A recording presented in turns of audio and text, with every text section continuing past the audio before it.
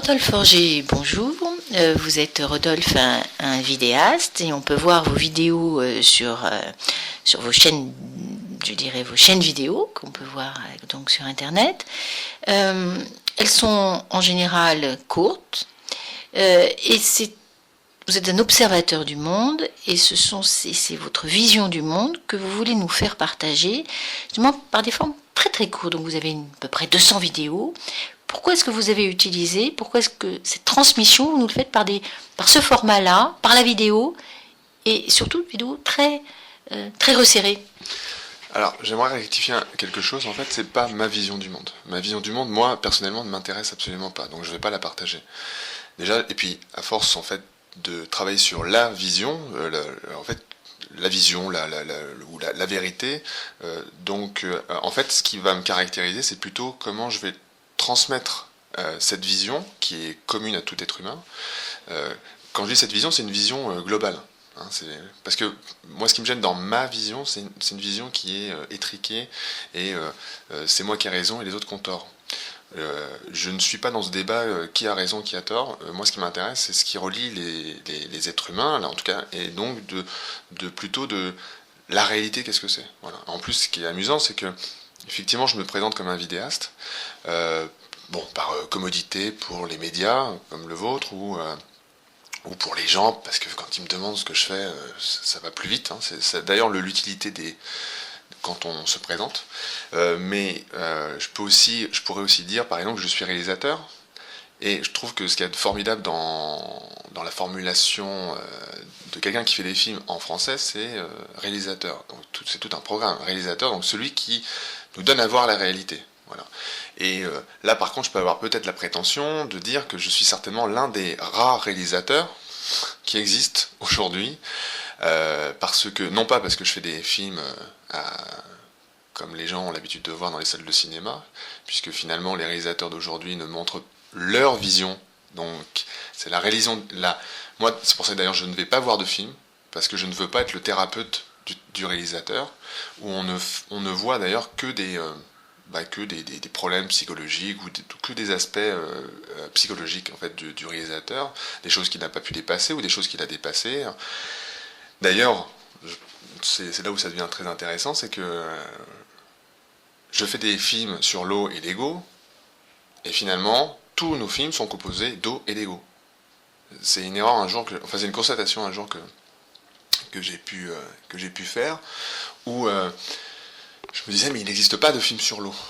Parce qu'en fait, il est très difficile pour l'esprit humain, qui a un esprit figé, de regarder de l'eau en mouvement. Voilà, je ne sais pas si dans une précédente émission j'en ai parlé, mais c'est très très difficile pour l'être humain de regarder un film où il n'y a que de l'eau qui coule. Alors, je disais ça un peu à toutes les personnes qui étaient un peu étonnées du film que j'avais fait qui s'appelle The Experience Being Water, l'expérience d'être eau, qu'on peut voir sur ma chaîne YouTube naturefilm.com, et qui se caractérise par 30 portraits, comme on le ferait pour des êtres humains, 30 portraits mais d'eau qui coule.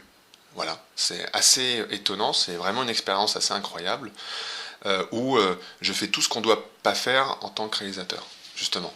Un réalisateur conventionnel, puisque ce qui se passe, c'est que je filme l'eau, il n'y a pas de commentaires, il n'y a pas de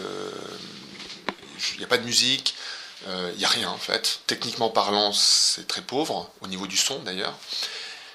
Normalement, si j'étais un réalisateur conventionnel, je ne montrerais pas ça.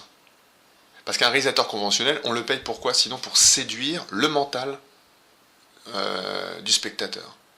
Et moi, là où je suis gonflé, ce qu'elle veut dire, c'est que je filme l'authenticité. Donc pour filmer l'authenticité, je montre qui je suis avec tous mes défauts. C'est un peu comme si je me présentais à une femme pour la séduire. Pour un premier rendez-vous, justement. Pour la séduire, qu'est-ce que je ferais?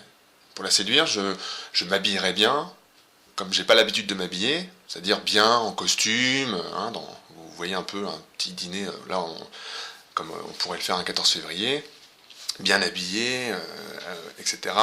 Je sens bon.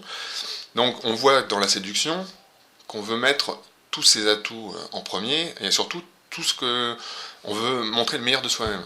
Et c'est exactement ce qui se passe dans les films actuels. Et c'est les gens payent pour ça, pour être séduits. Mais c'est du mensonge, on est d'accord. Moi, je fais des films sur l'authenticité. Pardon. Donc, aujourd'hui, quand je vais voir des femmes, je me montre tel que je suis. C'est-à-dire, je n'essaye pas de les séduire. D'ailleurs, les femmes que j'ai déjà rencontrées qui écouteraient l'émission ne pourraient que valider. Je me montre tel que je suis. C'est-à-dire que même quand je fais une interview radio ou quand je suis dans le quotidien, je suis toujours le même. C'est ça d'ailleurs qui est pratique avec la vérité, c'est qu'on n'a pas besoin de se souvenir de ce qu'on a dit. Hein, c'est à l'inverse du mensonge. Et donc dans les films que je fais, j'aime ce côté, un côté artisanal. Voilà. Alors en face, il y a des réalisateurs qui ont une vision eux, et d'ailleurs on les récompense pour leur vision. Moi, je ne souhaite pas qu'on me récompense pour ma vision, et d'ailleurs ce film, The Experience Being Water, c'est caractérisé parce que ce film, tout le monde peut le faire. Tout le monde peut le faire, mais qui peut signer un film qui n'a pas d'identité? Et c'est magnifique quand le propos, justement, c'est de regarder le film sans identité, nu. Voilà. Être nu pour attraper, je dirais, la quintessence. C'est-à-dire que là, la personne, pour regarder un film comme Being Water, ou d'autres films que j'ai pu faire, qui sont, j'ai envie de dire, un peu plus commercial, c'est ce que vous parliez au niveau des vidéos, que j'ai fait exprès, très courtes. Par exemple, il y a une série qui s'appelle Seconds of Eternity, Secondes d'éternité, qui sont une série de 100 films. Le projet au départ, c'était de faire une série de 100 films uniquement sur l'eau. C'est pour ça que les premiers films que j'ai pu faire étaient particulièrement sur l'eau. Donc le principe est très simple, une image, et un peu comme à la manière d'un publicitaire, je mets un slogan, une phrase, quelque chose comme ça. Et puis forcément, quand on fait quelque chose, ça évolue. Hein. Plus on pratique, donc ça s'appelle de l'entraînement. Et plus on s'entraîne, plus on entraîne un mouvement, on ne peut pas entraîner autre chose. Et quand vous faites un mouvement, eh bien, vous n'avez plus à penser à ce que vous faites. Donc tout est dit, le mot pensée, le mot mouvement, on retrouve la pensée qui est le côté figé et le mouvement qui est en dehors de la pensée. On le voit, on en a parlé précédemment, avec cette histoire de conduire une voiture par exemple. À un moment donné, on hésite un peu parce qu'on est beaucoup dans la tête, dans la pensée, et puis à un moment donné on n'y pense plus, parce qu'on est dans le mouvement, parce qu'on s'est entraîné. Voilà.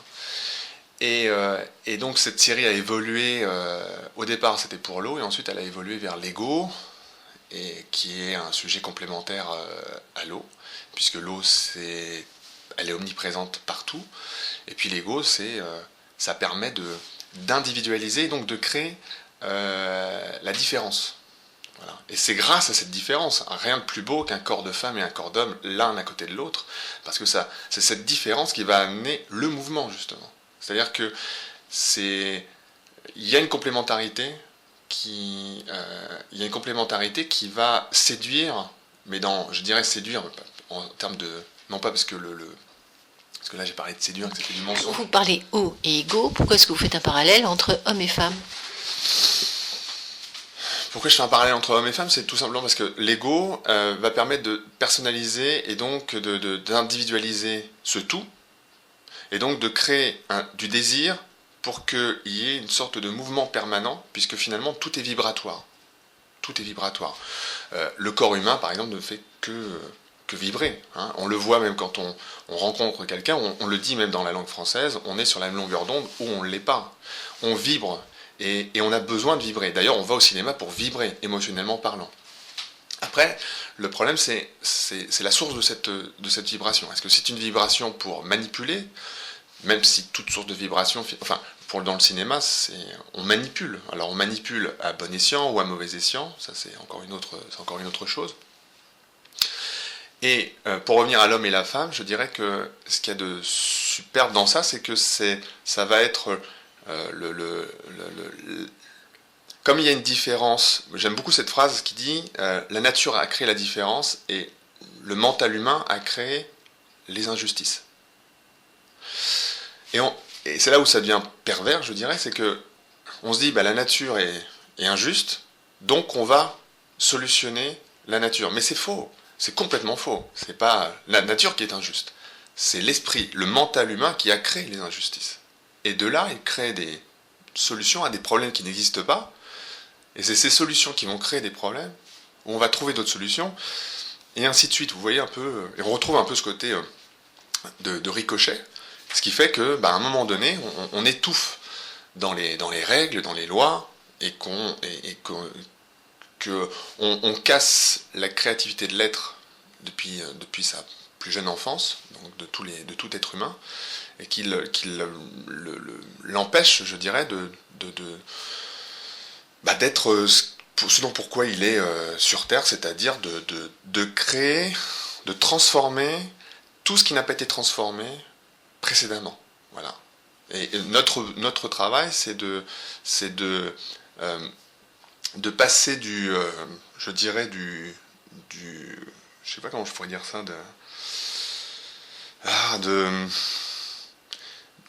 en gros, on porte avec nous, de par notre proximité généalogique avec nos ancêtres, on porte en eux, je dirais, des souffrances qu'ils n'ont pas pu régler, et nous, notre travail, c'est, ok, j'ai ce tas de pierres là, qu'est-ce que j'en fais? Est-ce que est-ce que je prends ce tas de pierres et puis je le jette sur tout le monde? Ou est-ce que je m'assois sur ce tas de pierres et puis je pleure? Je pense qu'il y a des gens qui peuvent se retrouver dans ce profil. Ou alors, est-ce que je fais une cathédrale avec ce tas de pierres? Moi, en tout cas, ce que j'ai pu voir dans mes expériences, et d'ailleurs c'est ce qui caractérise mes vidéos, c'est que avant de mettre quelque chose sous forme vidéo, je l'ai testé, expérimenté et donc validé. Voilà, je me suis vraiment appliqué tout ce dont quoi je parle. Est-ce que vous pouvez nous donner un exemple? Oui, je vais vous donner un exemple récent d'ailleurs. Il y avait dans les films que je faisais, puisque c'est des films entre autres sur l'eau, et donc moi je suis omnibulé pour j'aime bien ce nom qu'on donne à la Terre qui est Gaïa. Voilà. Je suis très sensible à ce qui se passe je suis très sensible par rapport à ce qui se passe par rapport à la Terre, loin du discours écologique, puisque moi je rentre pas je suis pas du tout écolo, rien de tout ça, moi ça m'intéresse absolument pas, parce que soit c'est de la politique, soit c'est des trucs associatifs, enfin bref, la meilleure écologie, c'est déjà c'est l'écologie personnelle, voilà. Et dès qu'on est dans l'humilité, là déjà, il n'y a pas besoin d'écologie. Hein. Déjà, le travail que je fais sur les vidéos, déjà, c'est par rapport à l'ego, c'est déjà la première rectification.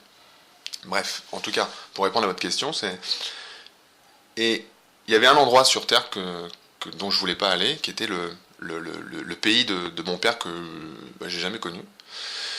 Et pour survivre, j'ai appris à prendre vraiment mes distances avec lui, parce que je l'ai vraiment jamais connu. Je sais même pas qui il est. Voilà. Alors c'est super, parce qu'il y a toujours des côtés super dans des choses qui autrefois nous ont fait souffrir. Ce qui a fait super, c'est que moi j'ai pas de référence. Donc quoi de mieux que quelqu'un qui n'a pas de référence, qui n'a pas de représentation paternelle, de créer à tout va. Et moi je suis un super créatif. C'est pour ça que le cinéma souvent me bridait plus qu'il m'amenait à créer, puisque dans le cinéma conventionnel, vous devez passer un temps infini pour faire accepter votre dossier, etc. Moi j'ai déjà passé à autre chose. Hein. C'est un peu comme un fleuve. Hein. Et donc mon père était d'origine algérienne, et donc j'avais tout un problème pour aller en... Enfin, moi, je ne me voyais pas aller en Algérie. Puis aujourd'hui, j'en avais pas du tout la nécessité, enfin, tout récemment. Et donc, je dis à travers mes vidéos, cohérence. Voilà. Cohérence, acceptation de tout, même de ce qui nous rebute, faire un. Donc, je me suis appliqué mon Everest émotionnel qui était de partir en Algérie, qui était pour moi extrêmement difficile. Mais grâce au fait d'avoir vécu de façon inconfortable, matériellement parlant,